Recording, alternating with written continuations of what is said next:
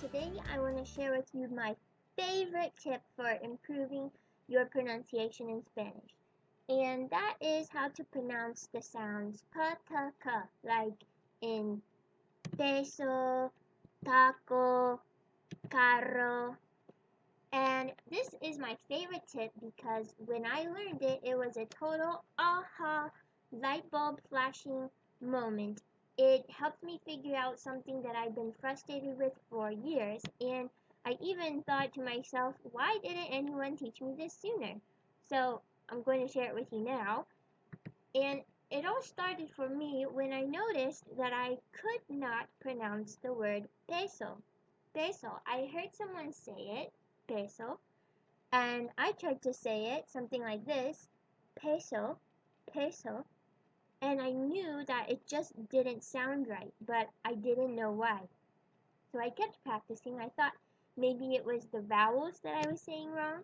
Well, the vowels are important, but even when I was saying the vowels right, it just didn't sound right. And that's because I needed to do something a little bit different with the P. This sound is pronounced a little bit different in Spanish than in English. Same with taco, taco. When we say taco in English, it's a very common word, but when we say this word, the T and the C are a little bit different than in Spanish. So I'll show you how, I'll demonstrate this for you, okay? So get a piece of paper or a piece of tissue paper, or if you don't have that on hand, just use your hand and put it right in front of your mouth, okay? Paper, tissue paper, or your hand right in front of your mouth, and say the word peso like you're speaking English. Peso, peso, peso. Do you feel a little puff of air when you pronounce the P? Peso. In English, when we pronounce P at the beginning of a word or a syllable, we let out a puff of air. Peso, puff, Pop-Tart, people, paper. You'll feel those puffs of air on your hand or the piece of paper is moving. We do this too when we pronounce T at the beginning of the word or syllable. Taco, taco. You feel that puff of air? Let's try some other words that start with T. Taco, talk, turtle. You feel the puff of air, or do you see the paper moving? And same with the hard C. Car, cat, calculator. You feel the puff of air?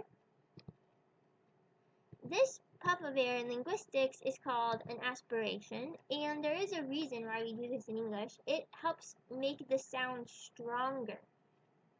So P is kind of a soft sound, but when we blow out the puff of air, it makes it more noticeable.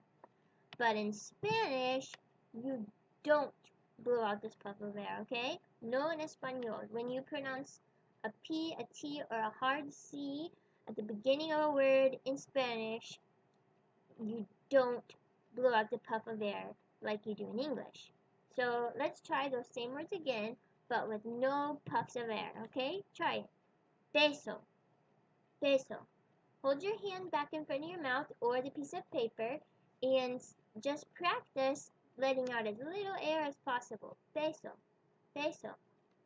Or let's try with taco, taco.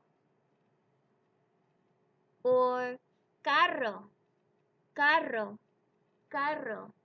Do you feel a puff of air on your hand? Well, if you do, don't worry. Just keep practicing and you'll get it. But try your best not to, okay? So let's try with a little dialogue. Un taco, por favor. Un taco, por favor. Con gusto. El taco cuesta 10 pesos. So when you say this with me, try to, when you say any T, hard C, or P, try not to pronounce the puff of air. Try it with me. Un taco, por favor. Con gusto. El taco cuesta 10 pesos.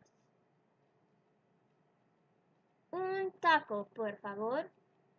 con gusto. El taco cuesta 10 pesos.